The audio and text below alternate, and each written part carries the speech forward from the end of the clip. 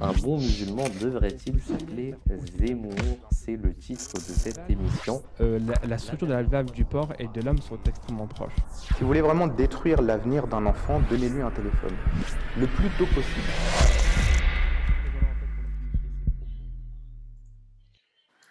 Assalamu alaikum, mon cher téléspectateur, chère téléspectatrice. Bienvenue à notre émission Islam en vrai. Donc, nous allons, comme la dernière fois, reprendre notre série sur la religion et l'aspect positif qu'elle a eu au niveau de l'humanité, ou positif, ou négatif, pardon. Donc, pour cela nous avons à nos côtés euh, Ataolabib Morabi Saeb. Assalamu alaikum. Wa alaikum salam wa rahmatullah. Et nous avons également maintenant à nos côtés Morabi Bilal Saheb. Assalamu alaikum. Wa alaikum salam wa rahmatullah. Donc nous allons commencer par reprendre déjà un élément qu'on avait discuté la dernière fois, c'est-à-dire par rapport à la religion. Est-ce que la religion a permis la progression de la justice? Donc pour cela, je vous laisse intervenir, que ce soit Taoula Bib Saheb ou Bilal Saheb, qui veut intervenir sur cette question-là. Oui, salam alaikum wa rahmatullah. Wa alaykoum salam. Voilà. À propos de justice et les enseignements islamiques à propos de l'égalité, euh, en effet, on est en train de, je pense que notre thème aujourd'hui, c'est c'est de parler de l'esclavagisme, n'est-ce pas? Donc, cette question est importante. Voilà, parce que cette question est importante. Est-ce que l'islam prône l'esclavagisme ou pas? Donc, si on va traiter ce sujet, votre question maintenant importe beaucoup. Parce que est-ce que les enseignements d'islam sont compatibles ou bien en conformité avec cette notion de l'esclavagisme qui se trouve dans le monde depuis des antiquités? Nous disons que l'islam, en aucun cas, ne prône pas l'injustice vis-à-vis de n'importe qui. Vous voyez, un musulman, il prie chaque jour au moins 5 prières obligatoires.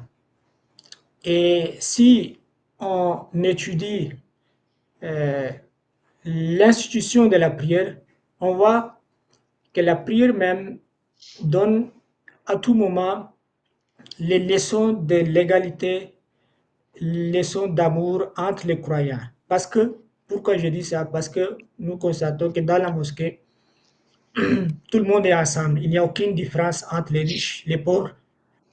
Excusez-moi. On ne dit pas que voici les premiers rangées sont pour les riches, les deuxièmes sont pour les noirs, ou bien le troisième c'est pour les blancs. Non, il n'y a aucune discrimination ou bien aucune différence à ce sujet-là. Tout le monde est dans la mosquée et il est devant Dieu. Il se présente comme a dit, égal, euh, les riches comme les pauvres. Donc la prière nous donne cette leçon chaque jour et le musulman apprend bien que nous sommes tous devant Dieu égaux. Vous voyez, George Orwell, il avait dit dans La ferme des animaux, il avait dit tous les animaux sont égaux, mais certains sont plus égaux que d'autres. Donc ça, l'islam ne dit pas comme ça. Pourtant, au contraire, le prophète sallam a dit, je vais vous citer un hadith, عن نبي نضرة حدثني من سمع خطبة رسول الله صلى الله عليه وسلم في وسط أيام التشريق فقال يا أيها الناس ألا إن ربكم واحد وإن أباكم واحد ألا لا فضل لعربي على عجمي ولا لعجمي على عربي ولا أحمر على أسود ولا أسود على أحمر إلا بالتقوى أبلغت قالوا بلغ رسول الله صلى الله عليه وسلم. Donc dans ce hadith, le prophète sallam est en train de parler au public et il dit aux gens, sachez que votre Seigneur est un, il est unique et votre Père est un aussi. Il n'y a aucune supériorité pour les Arabes sur les non-Arabes et pour les non-Arabes sur les Arabes. et le blanc n'est pas supérieur à noir et noir n'est pas supérieur à blanc, si ce n'est pas la crainte d'Allah. Donc voici le message que le prophète sallam nous a donné à propos de l'égalité, que ce soit au niveau des races, que ce soit au niveau des couleurs. Il dit que tout le monde sont au même pied d'égalité, des égaux. Il n'a pas dit que certains sont plus égaux, non.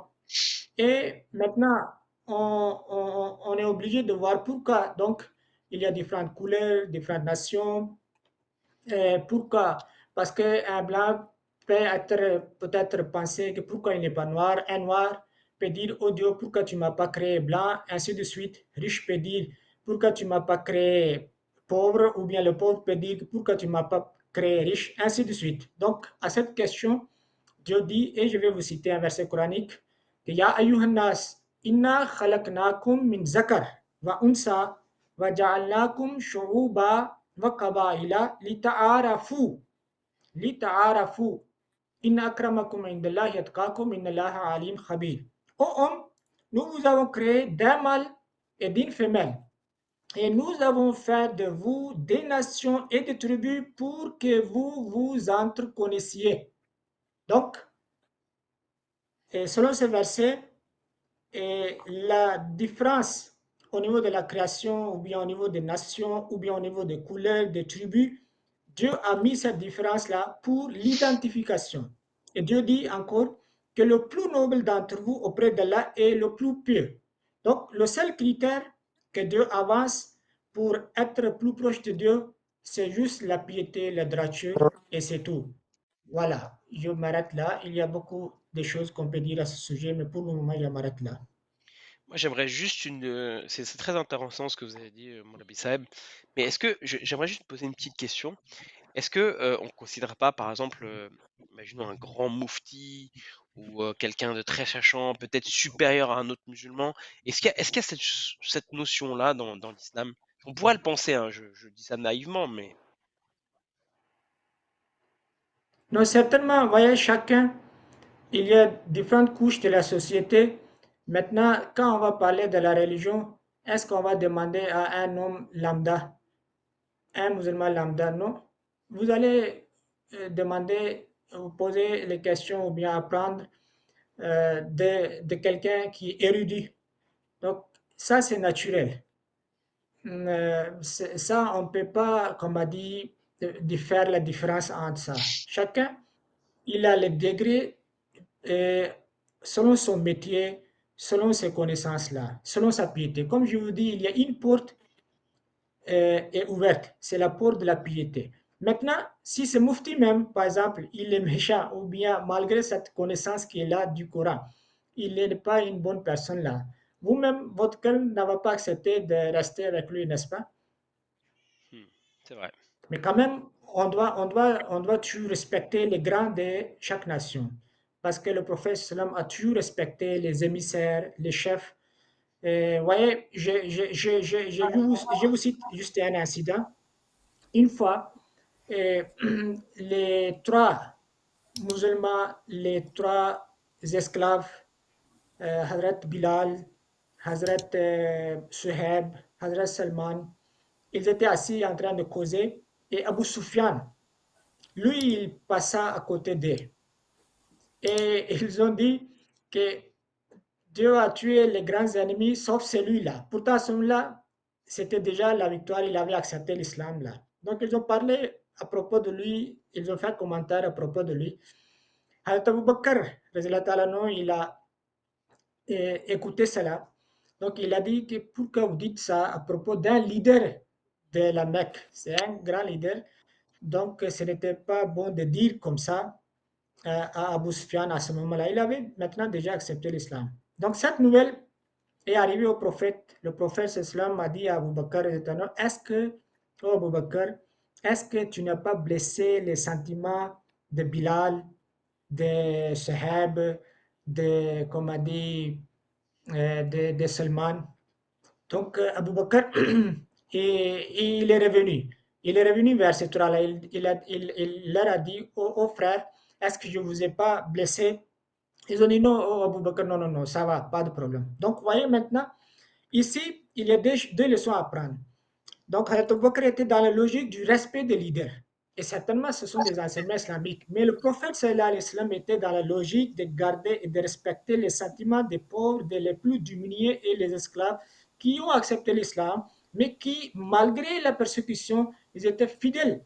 Et malgré la différence de la couleur, la différence de la nationalité, ils étaient toujours attachés à la spiritualité, ils étaient fidèles, ils ont fait le sacrifice pour le saint prophète. Donc, le prophète a dit de toujours respecter les sentiments de ces personnes-là. Donc, toutes les deux leçons se trouvent dans cet événement-là. Ok, Jazakallah. Merci. Donc du coup, ça m'amène sur une autre question.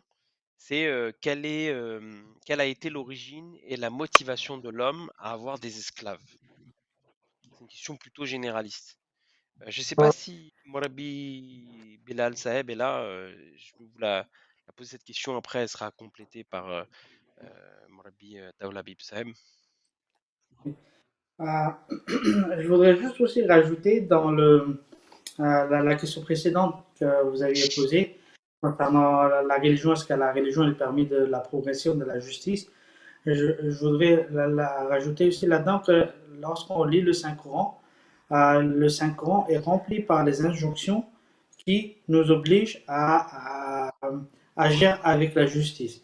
Et donc, si vous écoutez aussi le sermon ou le discours de notre bien-aimé calife, Yada'Allah Ta'ala bin Aziz, lors de la symposium de la paix qu'il a fait cette année, il a cité plusieurs versets qui disent que il faut toujours agir par rapport à une façon que cela aide à établir la paix dans le monde. Donc, par exemple, il y a le verset 41 du chapitre 42 qui dit que Allah ordonne aux personnes et aux nations laissées de ne jamais répondre de manière disproportionnée ou de céder à la vengeance. Voyez. Donc, il y a plusieurs versets, il y a d'autres versets du Saint-Coran, pareil, qui nous, surtout les musulmans, comme c'est la religion d'islam qui nous parle, qui nous euh, ordre, donne la ordre de agir avec la justice. Donc, effectivement, la religion, pour répondre à votre question, que effectivement, la religion a aidé à la progression dans la justice. Jazakallah. Et puis pour répondre à votre deuxième question par rapport à la motivation de l'homme pour avoir des esclaves, à ce sujet, vous voyez, si on lit l'histoire de l'humanité, l'être humain a toujours d'abord dans le préhistorique, euh, lorsqu'il y avait des guerres, donc en fait l'esclavage a eu sa source, à sa origine dans la guerre. Lorsqu'il y avait une guerre, le, le troupe qui était le vainqueur, il prenait en esclave les gens de celui qui a été vaincu. Et ensuite, il le prenait pour faire les travaux de chez eux ou pour utiliser le main pour les utiliser en main d'œuvre. Donc, vous voyez, l'encyclopédie de Robert Chambers, qui est une encyclopédie très connue. Là-dedans aussi, sous esclavage, vous avez toutes ces explications qui mentionnent toute l'histoire de l'esclavage. Donc, en fait, l'esclavage vient de là que lorsque l'être humain a fait les guerres, il mal utilise son pouvoir ou son autorisation sur l'autre, l'autorité sur l'autre, et il prenait les gens comme esclaves afin de les utiliser comme main d'œuvre dans leur pays respectif. Ok, ok, ouais, non, c'est très clair. C'était de la main-d'œuvre et donc ça devenait enfin, c'était des récompenses de guerre et ça devenait de la main-d'œuvre gratuite, pas chère, et donc c'était à l'avantage du vainqueur.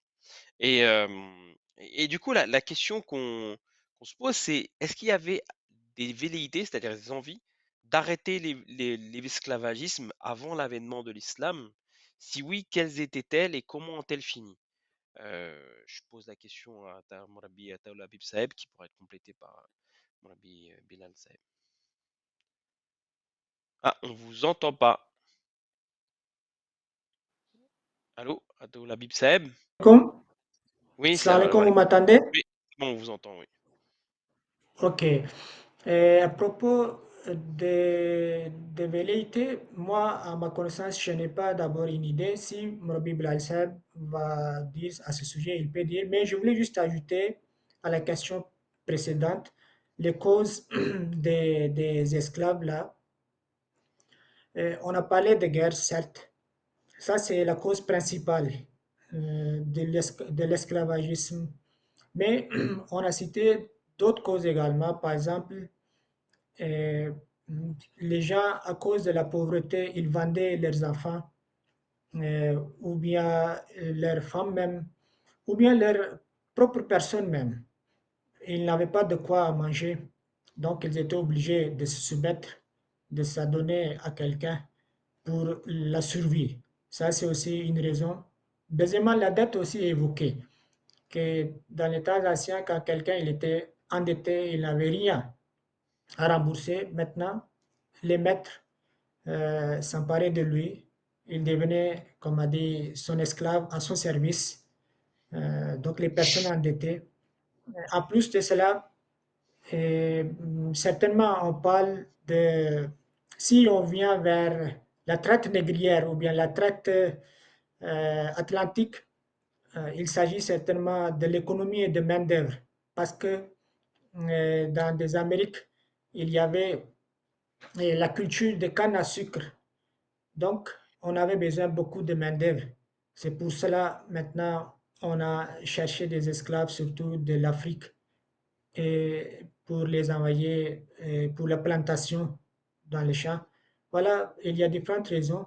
Mais la raison principale, c'est juste la guerre régulière. Mais souvent même, vous voyez, une fois, l'homme a commencé à capter ces gens-là et faire des prisonniers, et maintenant le transférer en esclave, réduire en esclavage. À ce moment-là, maintenant, il a commencé, à part les guerres régulières, à, à attaquer des tribus faibles. C'est-à-dire que même s'il n'y a pas une nation s'élève, qui s'élève contre une nation, malgré la paix, ils vont juste aller avec le but du butin et d'avoir et de faire des esclaves. Voilà, en bref, je voulais juste ajouter ces quelques points-là. Ok, Jazakallah. Et Bilal Saeb, est-ce que vous avez des réponses par rapport à ce qui s'était passé avant la venue de l'islam? Est-ce qu'il y avait déjà eu des événements qui montraient qu'il y avait des gens qui étaient contre l'esclavagisme? C'est pas, après, si vous n'avez pas l'information, c'est pas très grave, mais c'était une question que on peut se poser. On peut se dire, est-ce qu'avant l'islam, est-ce qu'il y a eu justement cette volonté d'arrêter l'esclavagisme? Ah, c'est moi ou Moulabi Saeb, on vous entend pas? Moulabi Bilal Saeb? Je sais pas. Bon, bah, je pense qu'on a. Désolé, nous avons un petit problème technique. C'est pas grave. Je voulais, en attendant, je vais juste ajouter à ce sujet, vous voyez, par la nature, l'homme veut vivre librement, n'est-ce pas?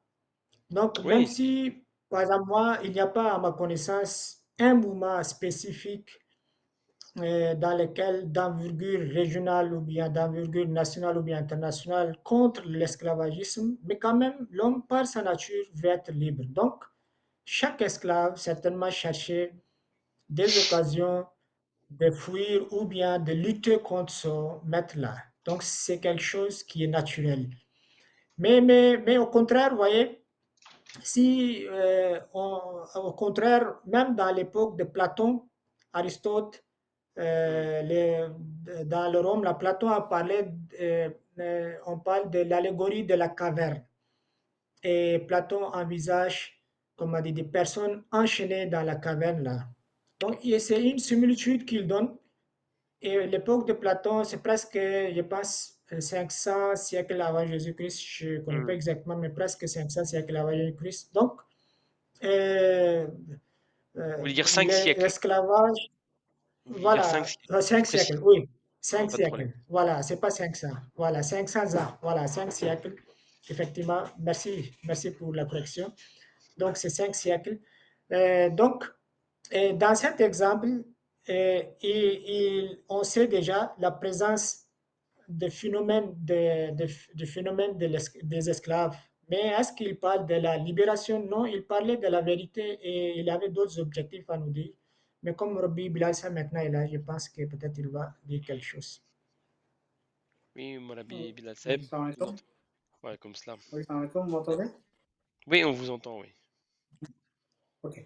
Oui, en fait, ce que j'allais dire, c'était que j'ai essayé de chercher un peu dans l'histoire, est-ce qu'il y avait des gens, des nations, euh, surtout qui ont essayé de abolir l'esclavage, de terminer l'esclavage.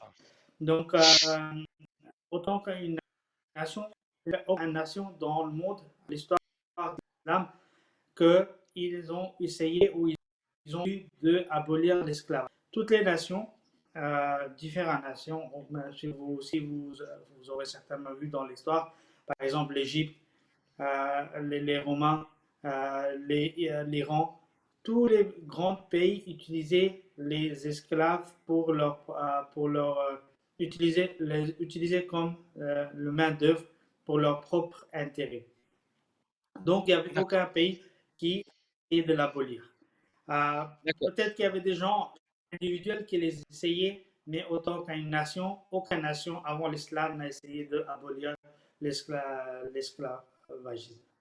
Bien sûr, mis à part, bien évidemment, Moussa alayhi salam, à l'époque de Pharaon, mais ça c'était, mais oui, mais c'était pas une nation, c'est devenu une nation. Mais oui, c'était, mais on voit, c'est toujours à travers la religion finalement. On voit que dans ce que vous dites, c'est que finalement, les seuls, la seule manière où il y a eu cette libération-là, elle n'est pas venue d'un homme, enfin, de quelque chose d'autre qu'en dehors de la religion. C'est très clair en tout cas. Je me rappelais juste Oui, de rappeler ça. oui. Oui, oui, pardon. Mais Hazrat Moussa, alayhi salam, lui aussi, vous voyez, lorsqu'il a pris le Bani Israël de Pharaon, il a pas mis fin à l'esclavage, C'est l'esclavagisme, vrai. il a pris juste son peuple à lui. Son peuple. Et il est parti. Les autres gens qui étaient là-bas, ou les autres esclaves qui étaient là-bas, il n'a rien fait par rapport à eux. Donc, C'est vrai. même lui, il a essayé de voler l'esclavagisme. C'est vrai. Non, vous avez raison, bien de le préciser. C'est vrai, c'était que pour les bénis Israël. Merci pour la précision. Jazakallah. Donc du coup, quelle était la... Salam alaikum. Oui, Salam ouais. alaikum. Oui, oui, Et oui. comme vous avez cité le prophète Moussa alayhi salam, et j'ai une référence biblique de Exode. Mhm. Et je voulais vous citer, et comme ça on aura une idée à propos de l'Ancien Testament aussi. Euh, euh, Est-ce que vous m'attendez? Oui, on vous entend, oui. On vous entend. Ok, ok. Donc je suis là. Ça, c'est Exode 20, Mhm. non, 21, verset 20. Exode chapitre 21, verset 20. Ça se lit comme ça. Si un homme frappe du bâton son esclave, homme ou femme, et que l'esclave meurt sous sa main, le maître sera puni. Mais, verset 21, mais s'il survit un jour ou deux, le maître ne sera point puni, car c'est son argent. Donc voici la loi d'Ancien Testament qui dit que si le maître frappe et que Et que l'esclave s'il meurt sur survit, place, s'il meurt, là, elle est punie, mais s'il survit, là, il n'y a pas de problème. Oula, c'est dur. Non, mais mais, mais c'est mais très, très... Mais mais c'est important de le souligner parce que euh, des fois, à travers la lecture de ce genre de versets, enfin de ce type de versets, on voit un peu on voit qu'il y a eu, voilà, il y a eu, malheureusement, il y a eu, je sais pas là pour juger, mais il y a forcément eu la religion a été utilisée pour l'intérêt de certaines personnes, etc. Donc après, voilà, c'est encore compliqué, mais oui, c'est clair que quand on lit ce verset-là, c'est très, ça va pas forcément à l'encontre de l'esclavagisme, en tout cas. Ça, c'est une certitude. voilà. En tout Mais cas, je voyais là, ce verset me rappelle un incident. mm. Je peux parler? Bien sûr, allez-y, allez-y, allez-y. Voilà. Maintenant, comme ce verset a un rapport à, comment dire, à fêter ou bien frapper l'esclave. Donc, ça me rappelle un événement, je vais vous citer. D'abord, dans l'islam, le prophète sallam a dit, si quelqu'un frappe son esclave, son expiation est qu'il le libère. Ça, c'est un hadith du prophète sallam. Mais je vais juste citer ici, comme a dit Abu Masoud, il était en train de frapper, fouetter même son esclave en colère. Il était en colère. Il dit qu'il a entendu un bruit qui disait Elam Abba Masoud, Elam Abba Masoud, que sache Abba Masoud, sache Abba Masoud. Mais il dit qu'il n'a pas reconnu que c'est quelle voix. Et il continue à fouetter l'esclave en colère là.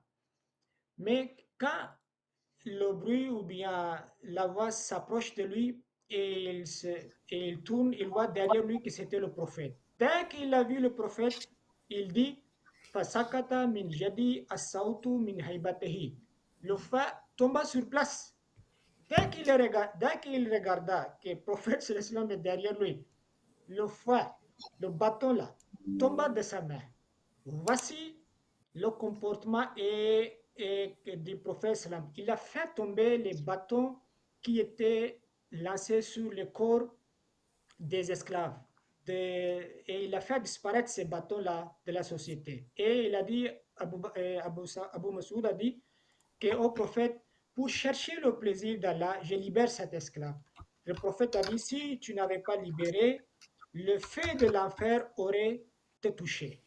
Voilà maintenant l'exemple du prophète, que comment les compagnons comprenaient la présence du prophète. Dès qu'ils ont vu que le prophète est là, ils ont compris que le prophète ne veut pas qu'on maltraite les esclaves. Et le bateau tombe. C'est des exemples qui sont, je me permets de commenter un petit peu, mais c'est des exemples universels. Je veux dire, là, on voit des choses claires par rapport aux valeurs à l'encontre de l'esclavagisme. Merci Jazakallah pour avoir cité cet exemple-là.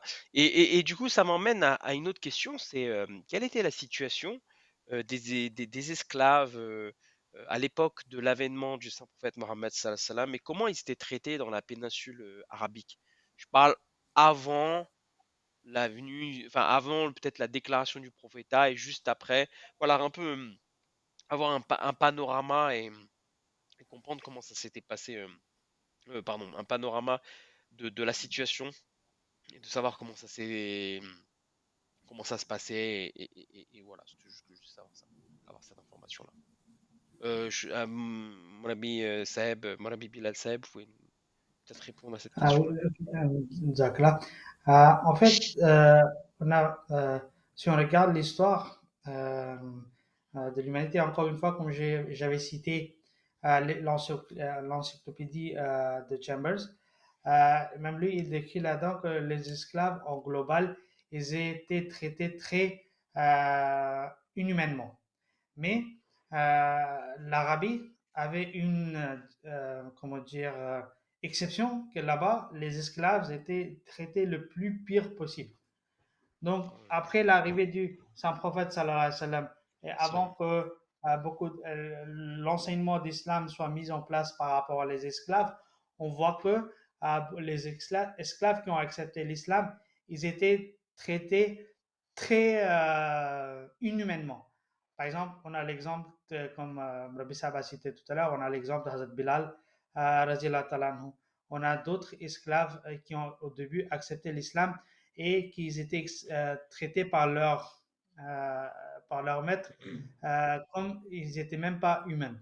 Par exemple, on retrouve dans le Bukhari les récits concernant Hazrat Bilal, que lorsqu'il a accepté l'islam,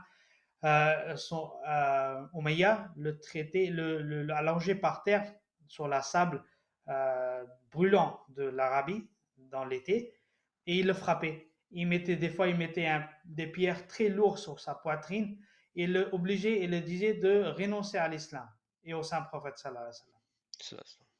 Des fois, il envoyait des enfants, des gens ou des jeunes, c'est-à-dire du rue, pour frapper Hazrat Bilal, radhiyallahu ta'ala, etc., etc., etc. Donc, vous avez beaucoup d'autres exemples des esclaves qui étaient traités pas comme des humains, mais ils le considéraient comme c'était des animaux. Na'uzubillah. Et donc, voilà l'état des esclaves à l'époque ou à l'avènement de l'islam et du saint prophète sallallahu alayhi wa sallam. Cela, cela. Ouais, et puis je pense que je parle de péninsule arabique, mais si je me trompe pas, même dans le monde entier, il y avait aussi un mauvais traitement des esclaves de manière générale. Je sais pas si à Taoula Bib Saeb, vous pouvez également compléter des choses ou par rapport à cette situation-là, Voilà, par rapport à cette question-là, pardon. ok, salam alaikum. Je pense que Mme Bilassab a déjà dit, mais comme vous m'avez demandé, je vais juste ajouter, ils n'étaient pas considérés comme des humains. Certainement, ils n'étaient pas des personnes libres, mais ils étaient considérés comme des sous-humains. Voilà, Hmm. sous-humains, ou comme on a dit, des animaux peut-être. C'est pas peut-être, c'est des animaux, ils les considéraient. Et encore, une marchandise. Ils étaient une marchandise, un objet tout simple pour faire le commerce, mouvable ou bien immobilier. Donc c'est tout, c'était leur statut comme ça. Et dans l'exemple d'Abou Massoud, vous avez entendu qu'on les frappait. Et il y a un autre exemple, je peux vous citer par exemple Hadrat Suède. Il dit que nous étions 7 frères et nous ne possédions qu'un seul esclave. Et un de nos frères a giflé l'esclave. Le prophète sallam m'a dit libéré. Pourtant, nous n'avions un seul esclave à notre disposition. C'était la richesse. Donc, c'est le comportement que, comme a dit, subissaient, ou bien le traitement que subissaient les esclaves là. Donc, c'est le prophète Mohammed sallam qui a envoyé, qui est venu avec ses enseignements, qui a attiré ces personnes-là. Vous voyez, pourquoi ces esclaves, ils étaient prêts à donner leur vie pour le prophète sallam. Et, et pourquoi ils ont fui les autres chefs mécois? Il faut se poser cette question. Les chefs mécois avaient toute la richesse à leur disposition.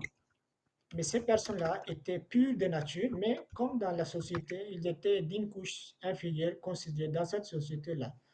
Mais ils ont vu la lumière chez le saint prophète islam et la personnalité. Le prophète était un aimant pour eux, qui attire le fer, qui attire la paix. C'était une personnalité magnétique pour eux. Ils ne pouvaient pas fuir la lumière du prophète islam. Le prophète islam était là, ils étaient obligés de venir vers lui. Et il y a un élément aussi dans les causes, j'ai lu quelque part, mais je ne sais pas si c'est vrai ou pas. Certains ont avancé cette thèse que avant, il y avait du cannibalisme et certaines tribus, et quand ils captaient ces personnes-là, ils les dévoraient. Mais finalement, ils ont dit qu'au lieu de dévorer, là, on va les garder et mettre à notre service là. Donc ça, c'est aussi parmi les traitements avant l'islam qu'on peut imaginer les esclaves. C'est-à-dire qu'ils étaient dévorés, selon, comme je dis, certains, maltraités, fouettés, bâtonnés, ainsi de suite. Ah, on voit bien que ce soit dans les traditions islamiques, enfin pardon, que ce soit dans les traditions arabiques ou les traditions d'autres Oui, pays. monsieur Samissa, Oui, vous voyez, oui, dans les oui. Roms, j'ai juste voulu ajouter, soit pour faire le spectacle, on les faisait combattre entre eux. Ils Hmm. s'entretuaient pour le plaisir du soir, n'est-ce pas? C'était comme le match de ballon ou bien match de cricket. Ou bien souvent on les mettait devant les sauvages, les animaux sauvages. Et Les on lions. les dévorait, les animaux. Les lions. Voilà, donc voilà le comportement que cette couche de la société a subi.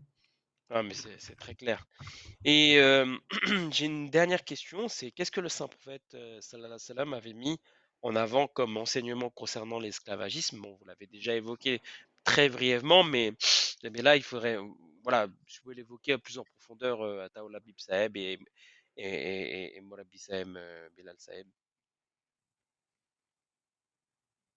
Oui, À je Ta- laisse à Macky Ta- Sall Bah, comme de vous voulez commencer. après, Si vous voulez, moi j'ai pas de. Comme vous voulez, soit l'un, soit l'autre. Non, non, j'ai pas de- مربي سعد طال النبي بسعد. Ok. Je continue ou bien Marbi Bilal, ça va Oui, oui, continuer? oui. Allez-y, Mourabi Attal Saïd. Ok. Donc, je vais d'abord vous citer un hadith. عن أبي هريرة رضي الله عنه عن النبي صلى الله عليه وسلم قال الله ثلاثة أنا خصمهم يوم القيامة رجل أتى بي ثم غدر ورجل باع حرا فأكل ثمنه ورجل استأجر أجيرا فاستوفى منه ولم يؤت أجره. Je vais présenter la traduction. Abu Huraira rapporte que le prophète sallam a dit que Dieu a dit que Allah sera l'adversaire au jour du jugement de trois personnes. De trois personnes. Dieu va lutter. Dieu ne sera pas content de ces trois personnes-là. Qui sont ces trois?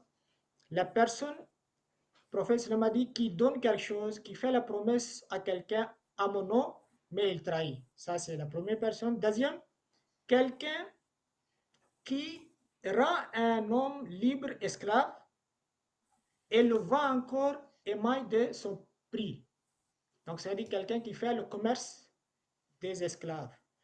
Cette partie-là, cette partie nous dit que c'est interdit de rendre les hommes libres des esclaves. Donc, cette partie est claire qui nous interdit que selon les enseignements islamiques, faire des esclaves est interdit.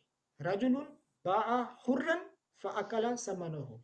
Et maintenant, la dernière partie, la troisième personne, Rajulun istajara, quelqu'un qui emploie à son service un ouvrier et l'ouvrier fait tout son travail, mais il ne lui donne pas, comme a dit, son salaire selon son travail-là. Et vous voyez, dans les sociétés, même actuelles, ça c'est un grand problème. Troisième partie, ça c'est un grand problème. Souvent, les ouvriers, comme a dit, se plaignent contre leur maître qu'on ne nous paye pas selon nos services-là. Pourtant, selon ce hadith, le prophète sallam a dit il faut bien traiter vos ouvriers-là. Une fois, donc, en bref, pour dire que l'islam, il y a beaucoup d'enseignements, beaucoup de hadiths à ce sujet, mais j'ai juste cité que selon ce hadith, l'islam a interdit l'esclavagisme. Maintenant, je voulais citer, comme a dit, il y a un événement, j'ai oublié tout de suite là, c'est disparu de ma tête. Je m'arrête là pour le moment. C'est pas de problème. Du coup, Mourabi Saïd, oui, allez-y.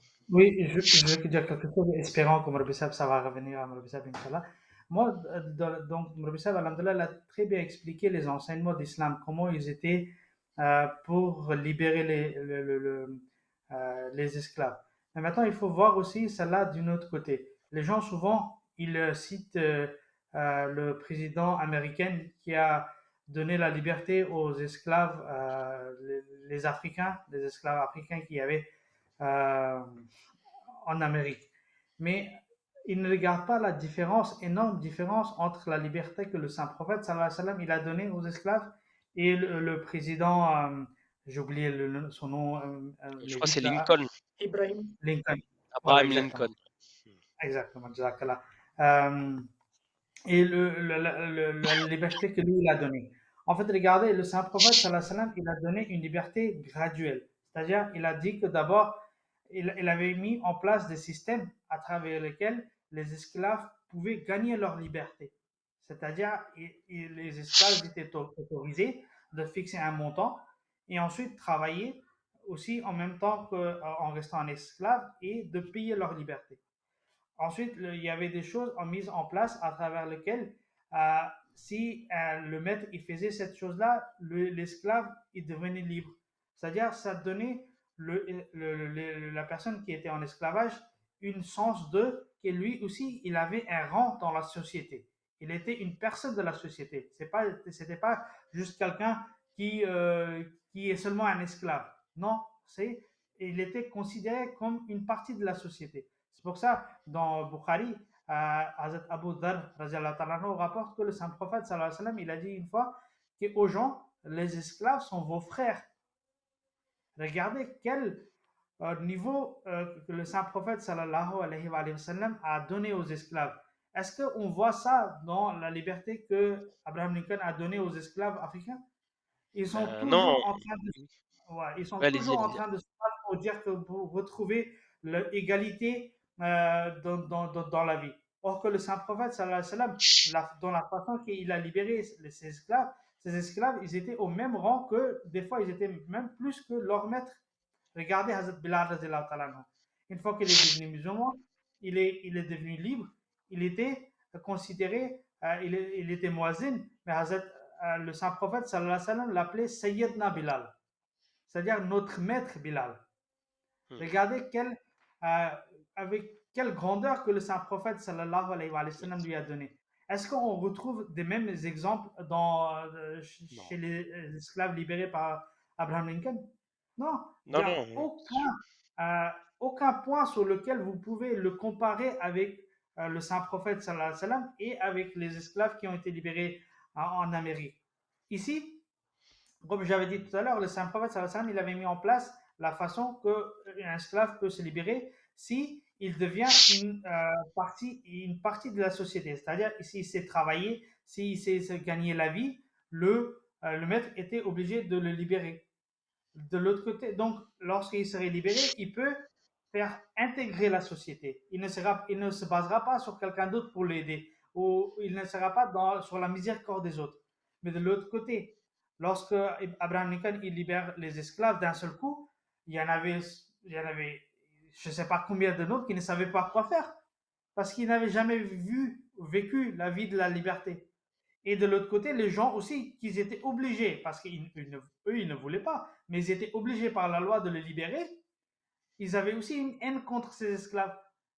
Et ils ne Hmm. donnaient pas le travail, ils ne donnaient pas le même rang qu'eux-mêmes. Ils ne considèrent toujours pas leurs égaux.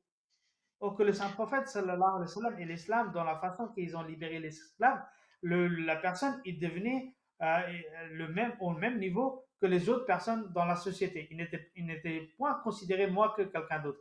Au contraire, comme je dis, des fois, ça arrivait qu'il était une personne beaucoup plus importante que les autres. Par exemple, on retrouve une anecdote de la vie de Hazrat Omar, qu'il y a des personnes qui sont venues voir Hazrat Omar, je pense que c'était les enfants de Abu Sufyan et Abu Jahl qui sont venus voir le Hazrat Omar et ils se sont assis à l'extérieur en attendant pour qu'ils puissent aller rencontrer. Et en même temps, il y a Hazrat Bilal et un autre esclave qui sont venus et voir Hazrat Omar. Lorsque Hazrat Omar il est sorti, il a dit d'abord à Hazrat Bilal et l'autre personne qui était venue le voir de venir en premier. Et les enfants des chefs de l'époque de la Médine, de la Mecque, qu'ils attendaient, ils se sont plaints que nous, on est venus premiers. Pourquoi ils ont pas, le calife nous a pas vu accueillis en premier?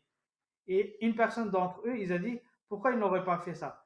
Regardez, ils ont accepté l'islam lorsque nous, nos pères, nos grands, ils étaient contre l'islam, contre le musulman, contre le saint prophète sallallahu alayhi wa sallam. Regardez, donc la grandeur d'une personne n'était pas par rapport à l'argent qu'il avait ou par rapport à son niveau, ou est-ce qu'il était esclave ou il était par rapport à leur lignée. Au contraire, en islam, la grandeur est mesurée par rapport à le taqwa, par rapport à la foi qu'une personne a. Rien d'autre. Je trouve votre un exemple très intéressant, mon Lapissa, parce que c'est vrai que on voit que quand on force les choses sans expliquer la valeur spirituelle, la valeur qu'on va avoir finalement, à vouloir libérer, à vouloir faire une bonne action, ça amène forcément des choses négatives. Tout comme on a eu, je prends un exemple, mais ça, l'interdiction de l'alcool, la prohibition de l'alcool aux États-Unis, je prends un autre exemple, mais ça a fait le même effet, c'est-à-dire que finalement, bah, ça a eu empiré, il y a une mafia et du coup, ils ont dû réautoriser l'utilisation de l'alcool aux États-Unis. Et puis là, on voit aussi que la rébellion, bah, vraiment les esclaves, il faut savoir une chose, je veux juste préciser parce que c'est assez intéressant l'exemple que vous dites, c'est que même jusqu'en 1831, il y a une révolte de Nat Turner qui a voulu se rebeller pour pouvoir se libérer. Ils ont été réprimandés. Et on voit bien que notamment dans le sud des États-Unis, c'est que ça s'est bien passé. Et en plus, au-delà de ça, et comme vous évoquez, c'est totalement juste. Quand il y a une libération, il faut savoir qu'après, ils les ont euh, mis en prison, en fait. Ce qu'ils ont fait, c'est qu'aux États-Unis, par exemple, c'est que pour des délimineurs, ils ont mis en prison ces esclaves noirs pour qu'ils utilisent, et les utilisent finalement pour faire le même travail qu'ils étaient comme étant esclaves. Donc, vous voyez, c'est vraiment, ça a été très, très, très vicieux, mais personne n'en parle. Forcément, comme on dit, c'est les vainqueurs qui écrivent l'histoire, hein, on dit souvent ça, malheureusement. Mais, mais c'est vrai que quand on réfléchit vraiment de manière très approfondie, votre exemple est vraiment fort. Et en plus, et je mets un point qui est très, très, très important. On était au 5e siècle. Alors qu'aux États-Unis, on était en 1800, 1830. Donc il y a eu au moins 1300 ans d'évolution. On ne sait même pas si c'est vraiment une évolution, mais il y a eu quelque chose en tout cas qui sont passés. Il y a des temps qui sont passés. Et malgré cette évolution-là, on est arrivé au moment où jusque dans les années 60 même, jusqu'aux années 60, vous voyez, Rosa Parks, c'est une station que je prends Oui. souvent, Rosa Parks, elle ne pouvait même pas prendre le bus. Elle a dû se rebeller pour dire, bah non, moi j'ai le droit au bus à la même place que les autres. Et c'était dans les années 60, 1960. Donc c'est vraiment, on voit clairement on est sur euh, on voit une comparaison claire, en tout cas par rapport à ce que vous avez dit, et comment ça se fait, et surtout le côté précurseur qui est très important dans tout ça. Je suis désolé, mais j'ai voulu juste mettre un peu ces choses en Non, perspective. Très, très intéressant, et voilà, c'est pour ça que je voulais juste ajouter ça. Je ne sais pas si Morabi Ataolabib Saeb a encore des choses à rajouter. Voilà, il y a beaucoup de choses qu'on peut parler à ce sujet, mais comme Morbi Bilal Sahib a fait allusion à un système de l'affranchissement des esclaves qui est Al-Mukataba dans l'islam. C'est expliqué dans Surat An-Nur, chapitre 24, verset 34. Mais comme dans les événements qui sont passés, ou bien il y a une anecdote qui a aussi un trait à bateau là. Donc, je vais aujourd'hui vous donner le troisième exemple de bateau. Premier, je vous ai présenté le bateau de la Bible. Maintenant, deuxième, je vais vous expliquer le bateau qui était dans la main d'Abu Massoud. Maintenant, je vais vous donner un troisième exemple d'un troisième bateau. Tant que vous ne nous Et mettez pas un il y bateau sur avait... nous. Non, je plaisante, désolé. Hazrat, voilà, à l'époque du deuxième calife Hazrat Omar, et Sirin voulait faire Mukataba, contrat de l'affranchissement avec son maître Anas. Le maître refusa. Sirin, il est allé voir le calife se plaindre contre son maître. Donc, Hazrat Omar l'appela, son maître, et dit de faire le contrat. Comme a dit, Anas refuse toujours. Il refusa, comme a dit, devant le calife. Donc, Hazrat Omar, c'est écrit qu'il a fait avec le bâton que non conclu. Parce que le Coran dit qu'il faut conclure. Ça, c'est un commandement de Dieu. Donc, il était obligé de conclure. Maintenant, vous voyez le scénario qu'un esclave fait la plainte contre son patron, contre son maître. Maître refuse, le chef de l'État, ou bien soi-disant l'État islamique, ou bien le calife, écoute l'esclave. Maître refuse, le calife persiste et le frappe. Donc cette fois-ci, le fait là, c'est sur le corps du propriétaire même, du maître même. Voici l'exemple comment le calife était juste. C'est l'exemple de la justice, c'est l'exemple de l'humanité. Donc, est-ce que vous pouvez nous donner cet exemple-là que le maître même est en train, maître est maintenant fait l'objet d'un coup de bateau devant son esclave? Est-ce que, chers téléspectateurs, vous pouvez trouver cet exemple-là? Si vous trouvez, montrez-nous aussi. On va analyser, voir. Mais je ne pense pas qu'il faut trouver. Après, moi, justement, j'aimerais conclure par un point, c'est que c'est votre émission téléspectateurs, donc n'hésitez pas à mettre des commentaires, même des chats quoi que ce soit. Dites-nous ce que vous en pensez. Dites-nous si vous êtes d'accord, vous n'êtes pas d'accord. Et si vous n'êtes pas d'accord, dites-le nous pourquoi. On n'hésitera pas à traiter votre commentaire, quelle que soit votre religion, quelles que soient vos croyances. L'idée, c'est vraiment d'échanger, de comprendre, de parler de la vérité. de comprendre les choses positives de la religion de manière générale sur notre société, sur ce qu'on vit et comment on la vit. Et là, comme on a évoqué, on a pas mal parlé de l'esclavagisme. On va encore continuer à parler de ça. Ça fait, on a on va parler de cela durant pas mal d'épisodes parce que voilà, il y a encore beaucoup de choses à parler là-dessus. C'est très important. En tout cas, je voudrais remercier Jazakallah, des intervenants qui sont intervenus et que de manière très intéressante. Donc, je vous remercie, Mourabi Saeb, Mourabi Bilal Saeb et Mourabi Ataoula Bib Saeb.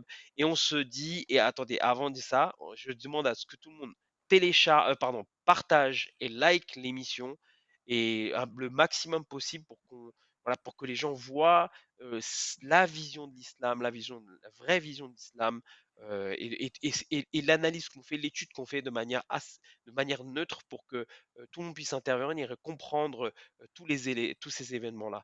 Donc, j'aimerais conclure en tout cas là cette fois-ci en disant Assalamu alaikum wa rahmatullahi wa barakatuh et on se dit à la semaine prochaine, Inch'Allah. Assalamu alaikum. Wa alaykoum salam wa rahmatullah. Un bon musulman devrait-il s'appeler Zemmour? C'est le titre de cette émission. La structure de la valve du porc et de l'homme sont extrêmement proches. Si vous voulez vraiment détruire l'avenir d'un enfant, donnez-lui un téléphone. Le plus tôt possible.